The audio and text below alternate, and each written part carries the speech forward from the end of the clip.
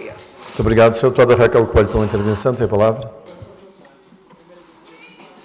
Obrigada, Sr. Presidente, senhoras e senhores deputados.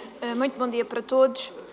Há pessoas que, evidentemente, gostando ou não gostando, vão para além da morte se libertando, com os seus atos, com as suas intervenções políticas na sociedade, e evidentemente que Medina Carreira era um deles. Foi um advogado, um fiscalista e Ministro das Finanças no primeiro governo constitucional e, independentemente das ideologias de cada um de nós, morreu uma das vozes mais acutilhantes em relação às opções políticas e, em particular, à estratégia financeira do país. E estas pessoas, naturalmente, estas pessoas têm uma posição crítica na sociedade, têm coragem de enfrentar o poder vigente, coisa rara nos dias que correm, sobretudo com o atual Código Penal, que prevê que se criminalize e que se coarte a opinião dos cidadãos. Obviamente, pessoas com esta intervenção da sociedade merecem ser homenageadas nesta Casa e, naturalmente, o Partido Trabalhista Português se irá associar a este voto. Muito obrigada. Muito obrigado.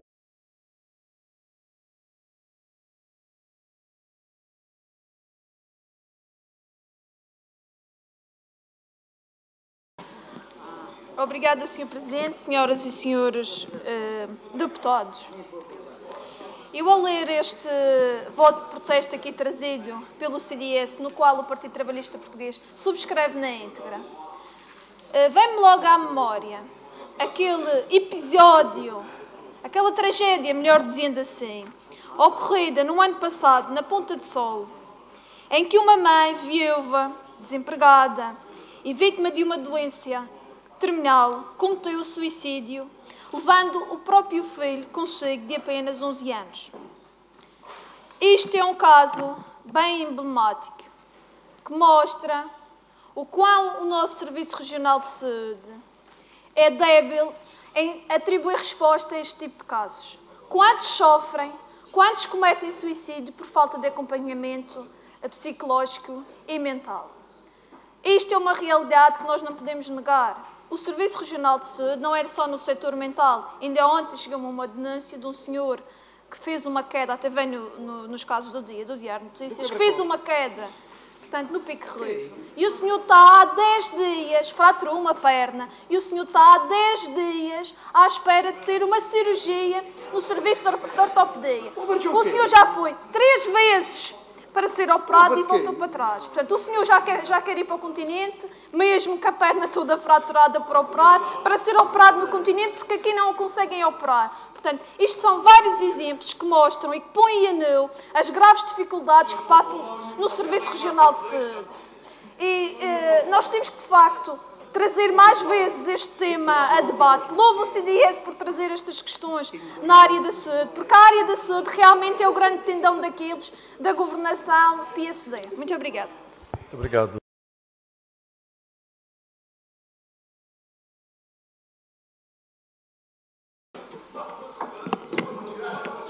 Obrigada, Sr. Presidente, senhoras e senhores deputados. Sr. Deputado Roberto Almada fez uma intervenção bastante acutilhante, assim como o Sr. Deputado Edgar Silva. Mas eu quero dizer que, com ou sem legislação apertada para salvaguardar o interesse público e a propriedade privada nestas matérias, o que é facto é que os nossos governantes e os nossos empresários, os então denominados patos bravos, fazem tábua rasa de toda a legislação que houver. Mesmo que exista legislação que restrinja a construção em determinada zona, se houver um interesse de um empresário e um empresário com ligação ao poder político, pois muito bem, os interesses deles vão ser salvaguardados, vai ser construído. Prova disso é o que se passou na Quinta do Lorde e agora com o Hotel Savoy, é outro exemplo. Portanto, nós vemos que esta Assembleia, por muito que faça legislação para salvaguardar o interesse público e os recursos hídricos, de nada serve perante os interesses vorazes dos patos bravos, como já foi aqui referido. Mas a minha pergunta é, E isto acontece porquê? Qual é a razão disto acontecer? Não será porque o Ministério Público e os tribunais não atuam como deveriam atuar? Estou-me aqui a recordar, por exemplo, da ação que a Cosmos colocou na Quinta do Lorde. Até à data, nada aconteceu. E a minha pergunta é, se este regime de impunidade que prevalece na região autónoma da Madeira, que entanto tem lesado o interesse público e o interesse dos cidadãos, não provém de termos um sistema judicial demasiado próximo do sistema político e do poder económico. Agradeço que conclua. Muito obrigada. Muito obrigado.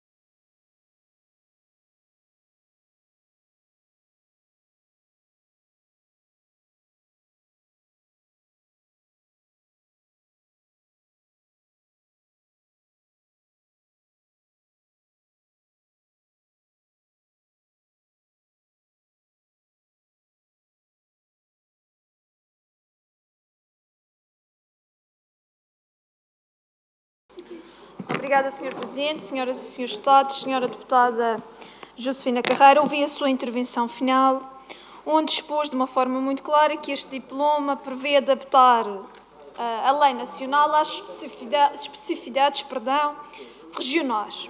A minha pergunta é, perante esta adaptação, é se o Governo, se os empresários também vão respeitar esta lei que o PSD hoje nos traz. Eu estava a ler hoje o Diário de Notícias e deparei-me com uma entrevista muito interessante que deu aqui o senhor, portanto, Miguel Andrade, o senhor Miguel Andrade sobre a área da saúde, em que ele nos diz assim: na sua passagem pela Direção Regional de Saúde, Miguel Andrade encontrou situações que lhe suscitaram muitas dúvidas quanto à legalidade e delas deu conta à Procuradoria-Geral da República. Eu apresentei uma exposição sobre o que se passava na Madeira na área da saúde. Questões que eu achei que feriam a legalidade. Eles depois investigaram, eu e outras pessoas foram ouvidos. Esse processo nem avançou, nem foi arquivado, não lhe aconteceu nada. Quando fui prestar declarações, vi muita documentação sobre várias coisas que estavam a acontecer. Mas esse processo ficou completamente esquecido. O administrador recusou-se a identificar situações e nomes por entender que primeiro se impunha a investigação que nunca acabou. São comportamentos que configuram eventuais ilícitos. Ele diz que não pode fazer julgamentos, portanto, porque as entidades competentes, se não encontraram matéria criminal, não será ele que vai evidenciar os nomes e os casos que deveria denunciar que ele considerou promíscuos na área da saúde. A minha pergunta é, como é que vamos garantir que esta lei seja cumprida na íntegra, se depois quem deve atuar no cumprimento deste tipo de leis não atua? E para piorar, o cidadão comum, se quiser denunciar, não o pode fazer porque tem os tribunais à perna. Como é que vamos garantir o cumprimento das leis que são aprovadas aqui na Assembleia se depois as entidades competentes não atuam nesse sentido? Senhora Deputada Josefina Carreira, para responder, tem a palavra. Muito obrigada, peço desculpa.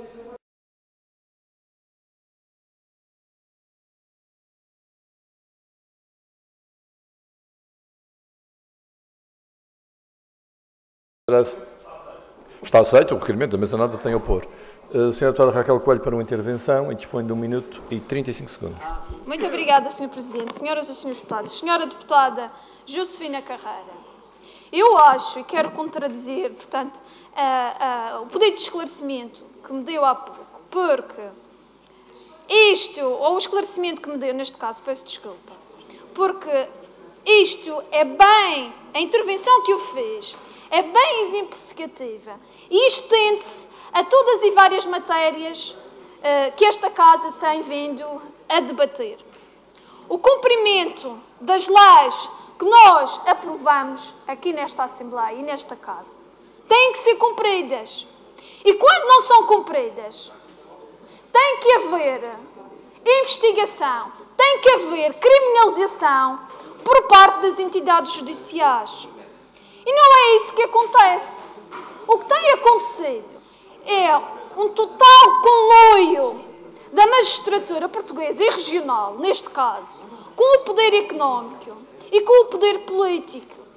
Prova disso é as várias obras e as várias violações que foram feitas de PDMs, de domínio público marítimo. De que é que servia a lei? A lei não serviu de nada, absolutamente nada. Vivemos num paraíso criminal em que os grandes fazem tudo o que lhes apetece.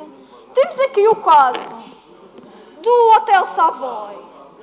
Foi feito um plano de exceção, o PUI, para se permitir a construção daquele mastodonte. De nada serve esta Casa, de nada serve as intervenções dos deputados desta Casa, se depois os empresários, aqueles que têm interesses, fazem o que lhe apetecem, constroem como lhe apetecem, não respeitam os demais. Senhoras e senhores deputados,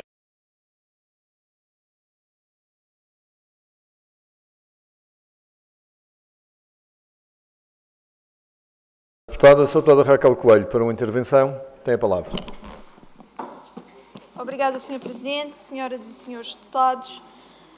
A agricultura na Madeira é uma exploração de subsistência. Até porque a orografia da ilha e o excessivo fracionamento privado não permite a exploração agroindustrial. O Sr. Deputado Ricardo Vieira fez intervenções e pedidos de esclarecimento pertinentes. Referiu, inclusive, que este diploma é um diploma precipitado. Mas eu acho que já veio foi tarde. Já devia ter sido posto em prática há 20 ou 30 anos atrás. Agora, depois do mal já está feito, já está tudo fracionado em pequenas parcelas agrícolas, é que querem correr atrás do prejuízo. Não sei até que ponto, desculpem, até posso estar a ser ignorante na matéria, mas não sei até que ponto é que isto agora vai mudar alguma coisa, vai transformar alguma coisa. A senhora deputada Cláudia já deu ali umas luzes, mas talvez o PSD ainda possa esclarecer. Se isto é para que os jovens agricultores agora possam aceder a fundos comunitários para esse efeito e que a legislação europeia exige uma propriedade agrícola de X metros quadrados muito específico. Se é por causa disso, muito bem, agora têm que vir dizer claramente, não é andar aqui com rodeios e não explicar aos senhores deputados o que é que está por detrás desta proposta aqui trazida pelo Governo. Quanto os senhores deputados que me antecederam da oposição também falaram na necessidade do plano de reserva agrícola. Mas agora, como é que mesmo que queiramos pôr em prática e trazer um plano de reserva agrícola, quando os melhores terrenos agrícolas já estão todos betonizados? Com a explosão urbanística que se deu nos últimos 20 anos, os melhores terrenos propícios à agricultura já estão cheios de apartamentos. Que culturas agora é que vamos lá fazer, quando já está tudo betonizado? Isto para dizer que agora o PSD traz propostas, depois do mal já está feito. E depois não é capaz de esclarecer, nem no diploma, nem no próprio debate, abertamente, qual é a intenção do diploma que vem aqui trazer. Portanto, eu creio que a senhora deputada Cláudia Aguiar, embora já tenha dado, embora já tenha dado algumas luzes, tem que dizer claramente qual é o benefício deste diploma, para que efeitos é que querem este diploma. Muito obrigada. Muito obrigado, senhora deputada. Senhoras e senhores